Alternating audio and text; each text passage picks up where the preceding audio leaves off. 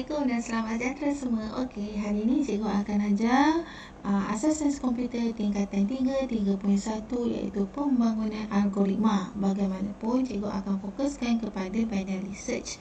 Okey, apakah objektif pembelajaran kita pada hari ini? Di akhir pembelajaran, pelajar dapat mengenal pasti ciri-ciri binary search dan memahami konsep binary search. Okey, so hari ini kita akan tengok tentang konsep binary search sahaja dahulu. Cikgu tak akan pergi kepada dia punya algoritma, sama ada pseudocode ataupun carta alih. Okey, pseudocode dan carta alih cikgu akan terangkan di next video cikgu. Penerangan cikgu ini adalah berdasarkan contoh yang terdapat di dalam buku teks. Search ni sebenarnya dia ada dua, iaitu linear search dan juga binary search. Linear search cikgu dah terangkan pada video cikgu sebelum ini, tapi hari ini kita akan fokus kepada binary search, di mana binary search ini melibatkan keputusan dui pilihan. Ianya sesuai digunakan pada senarai dengan item yang banyak. Okey, item-item dalam senarai ini perlu diisi dalam urutan menaik dahulu, kemudian baru kita buat search. Okey, kemudian ianya lebih efisien dan menjimatkan masa berbanding dengan linear search, kerana binary search ini tidak perlu menyemak setiap item dalam senarai. Okey, jadi apa yang awak perlu ingat di sini, bila melakukan binary search, kita kena pastikan dulu senarai item perlu diisi. Diisi maksudnya perlu disusun secara menaik terlebih dahulu. Setelah senarai item itu disusun secara menaik, barulah kita boleh buat binary search. Contoh situasinya adalah seperti dalam senarai ini. Okey, contoh situasinya adalah seperti yang dipaparkan. Kita ada satu senarai nombor seperti di bawah. Kita nak cari nombor 35.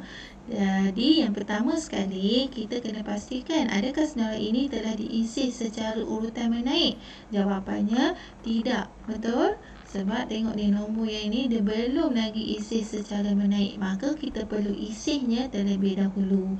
Jadi nombor yang cikgu tunjukkan ini di bawah ni, nombor ini telah pun diisi. Jadi barulah kita boleh buat binary search. Okey, barulah kita boleh mencari nombor 35 menggunakan binary search. Jadi langkah pertama, kita perlu letakkan indeks dalam senarai. Ingat ya, indeks bermula dengan nombor 0.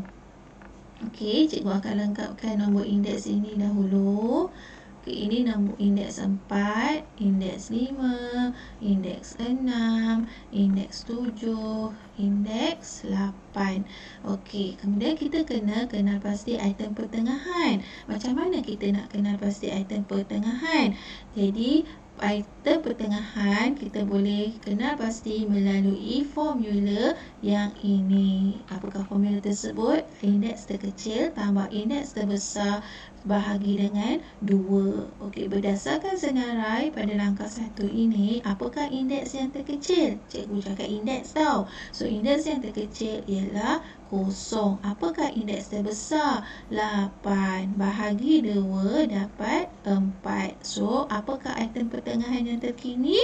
Kita tengok pada indeks 4. Mana indeks 4? Okey, kita buat labeling dulu. 1, 2, 3, 4. So ini ialah item pertengahan yang terkini. Okey, so izinkan cikgu habiskan sampai menulis nombor indeks ini. Okey, so ini ialah item pertengahan. Okey, seterusnya. Okey, ini ialah item pertengahan. Okey, seterusnya, langkah yang ketiga, kita kena bandingkan item yang dicari dengan item pertengahan. Kita nak cari nombor berapa? Cari nombor 35. Item pertengahan berapa yang tadi? 42. Okey, item tengah ialah 42. Okey, so kita tengok 35 dengan 42, siapa yang lebih besar? 42 kan. Jadi kita dapat 35 lebih kecil daripada 42, iaitu item yang kita cari lebih kecil daripada 42. Maka apabila lebih kecil, kita terus ke langkah 4 ini. Oleh sebab 35 lebih kecil daripada 42, maka item 42 dan item-item selepasnya diabaikan. Okey, maknanya item pertengahan iaitu item 42 sampailah yang seterusnya kita abaikan. Maka kita perlu ulang apakah item pertengahan yang baru. Maksudnya kita perlu ulang dengan mencari apakah item pertengahan yang baru. Apakah formula dia? Indeks kecil tambah indeks besar bahagi 2. Okey, dalam senarai yang terkini pada langkah 4 ini indeks yang kecil ialah 0.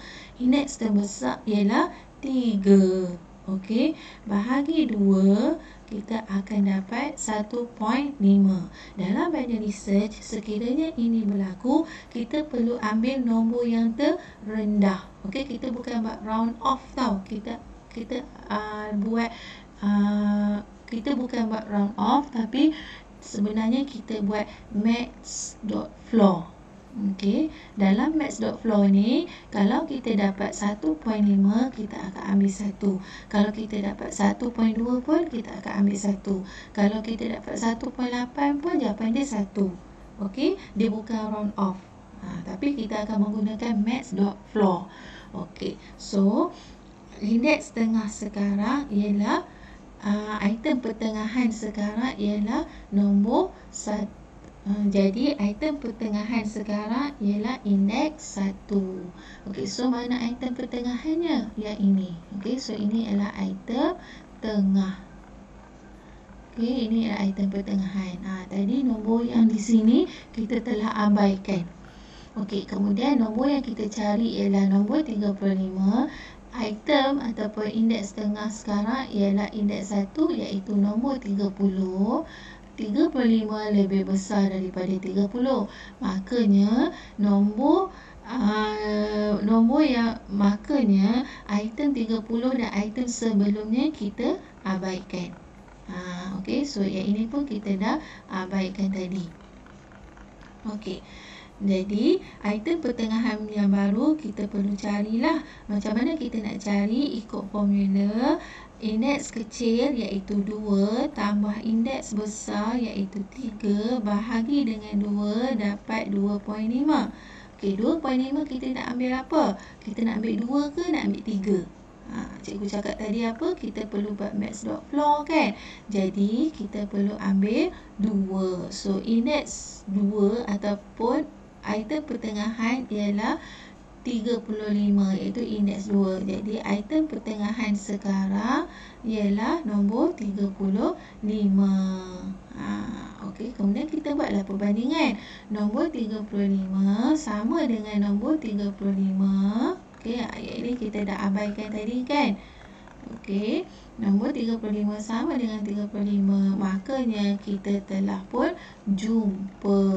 Barulah langkah yang ke-8, carian selesai.